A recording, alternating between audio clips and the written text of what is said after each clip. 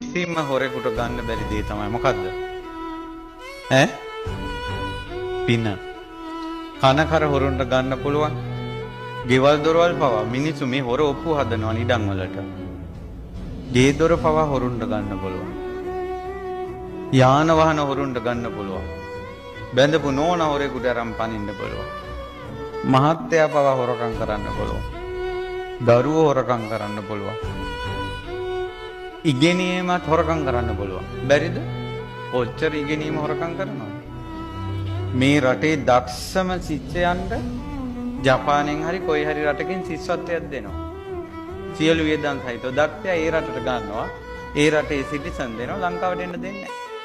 අන්න දැනුම හොරකම් කරගෙන ගියා. දැනුම හොරකම් කරන්න පුළුවන්.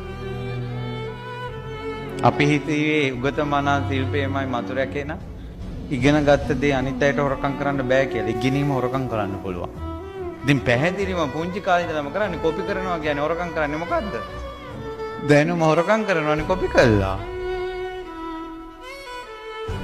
පින නම් හොරකම් කරන්න බෑ.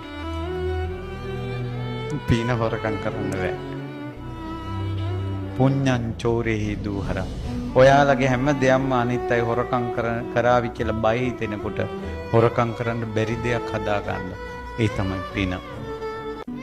දුන්න දානේ, ධර්ම දානේ, කරුණාව, මෛත්‍රිය, සීල් රකින්න එක, බණ භාවනා කරන එක. ඒ ඔක්කොම පින්.